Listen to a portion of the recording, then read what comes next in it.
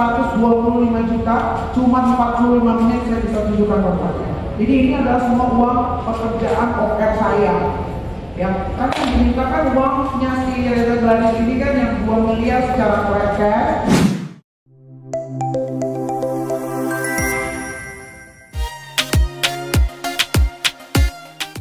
Bocorkan rekening koran Nikita Mirzani untuk kepentingan penyidik, akun Instagram BCA digeruduk netizen. BCA nol privasi, kacau. Sebelum kita lanjut, terima kasih yang sudah like dan subscribe channel Fakta Populer. Semoga diberi kesehatan dan rezeki yang melimpah. Akun Instagram BCA dipenuhi komentar dari netizen usai membocorkan rekening koran milik artis Nikita Mirzani. Rekening koran milik Nikita Mirzani ini diberikan untuk kepentingan penyidik. Seperti diketahui, Nikita saat ini tengah dihadapkan dengan kasus dugaan pemerasan terhadap Dr. Reza Gladys. Pada sidang Kamis, 15 Agustus 2025, Nikita sebagai nasabah prioritas mengaku sangat kecewa dengan BCA. Sebab BCA telah membocorkan rekening koran yang sifatnya pribadi tanpa meminta persetujuan atau mengkonfirmasi kepada Niki terlebih dahulu. Saking geramnya, Nikita akan memberi somasi kepada BCA. Kendati demikian, Niki mengaku akan menyelesaikan kasusnya dengan Dr. Reza Gladys terlebih dahulu. Mengetahui hal ini, netizen pun turut memberikan berbagai komentar di akun Instagram resmi BCA. Banyak netizen yang mengaku takut untuk menabung atau menyimpan uangnya di BCA karena tidak bisa menjaga privasi dari nasabah. Berita tersebut menjadi perbincangan netizen. Inilah tanggapan netizen di media sosial. Gimana kalau menurut kalian, gengs? Tulis pendapat kalian di kolom komentar ya. Soal rekening kredit otomatis Ismail Marzuki transfer ke saya 35 juta itu uang endorse. 250 itu uang OR saya nyanyi itu 125 juta, cuma 45 menit saya bisa tunjukkan kontraknya. Jadi ini adalah semua uang pekerjaan OR saya. Ya, kan yang dimintakan uangnya si Reza Gladys ini kan yang 2 miliar secara cash, 2 miliar sudah dibayarkan secara transfer melalui Juli desa itu. Lantas Anda kenapa mau mengobrak-abrik rekening saya?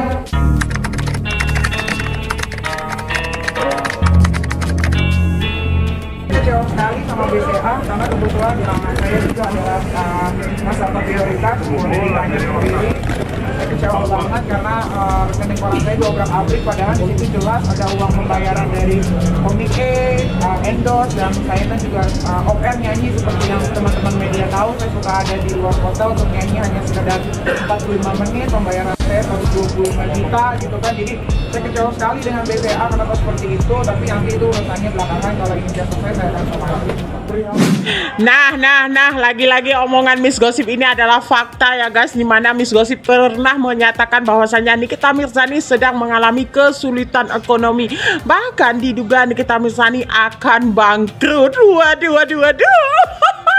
Ternyata hari ini langsung dipaparkan oleh pihak Bank BCA saldo rekeningnya Nikita Mirzani. Wadidaw, dan saldonya sangat menipis ya guys, di 300 juta aja.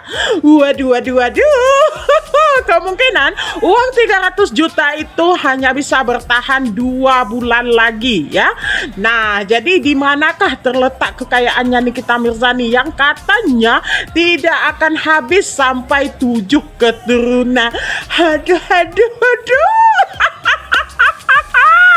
Kasihan banget sayang. Nah, teruntuk pendukungnya, jangan hanya bilang Ami, udah rame yang check out di keranjang kuning saya, Ami. Jangan seperti itu sayang.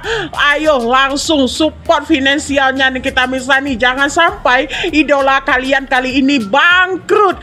Bisa-bisanya juga ya seorang Nikita Mirzani dengan saldo 300 juta ingin mengembalikan uang 5 miliar. Siapa lagi kira-kira target pemerasan berikutnya ya guys? Waduh.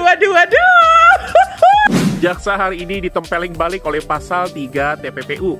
4 miliar melawan rumah 30 miliar atas nama Nikita Mirzani sendiri. Jadi di mana dong unsur menyamarkannya? Nah, sahabat cendol, pasal 3 Undang-Undang TPPU itu mensyaratkan 3 unsur utama. Pertama adalah perbuatan misalnya membeli rumah, kemudian kedua dananya berasal dari tindak pidana misalnya pemerasan, dan ketiga adanya tujuan untuk menyamarkan atau mengaburkan asal-usul dana.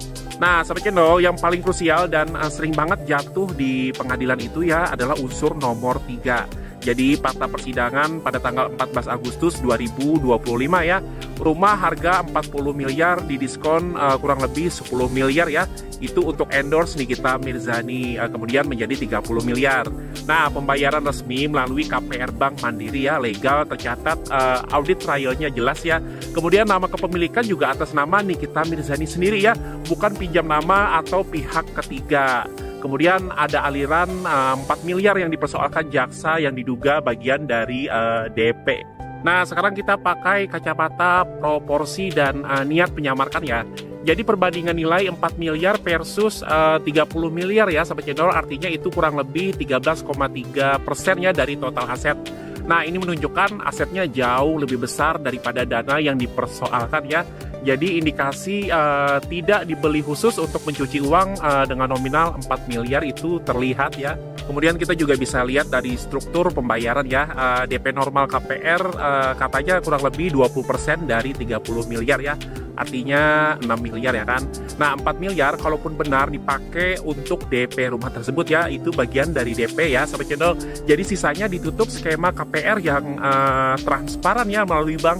Nah, kita juga bisa analisa dari transparansi alurnya ya. Jadi pembayaran lewat institusi keuangan resmi ya, atas nama asli tanpa layering, artinya tidak diputar-putar lewat rekening perantara.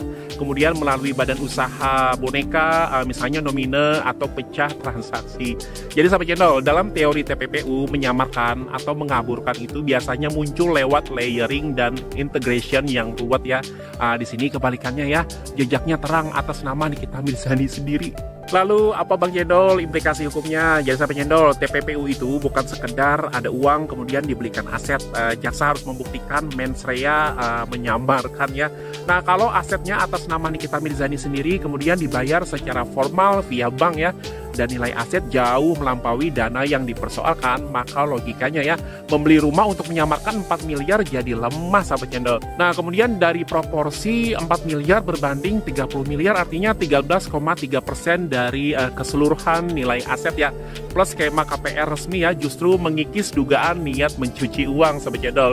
Yang ada ini tampak seperti pembelian wajar dengan pembiayaan bank, bukan skema menyamarkan. Nah, catatan penting sahabat cendol, jadi benar ya, hukum tidak mensyaratkan ambang nominal untuk TPPU.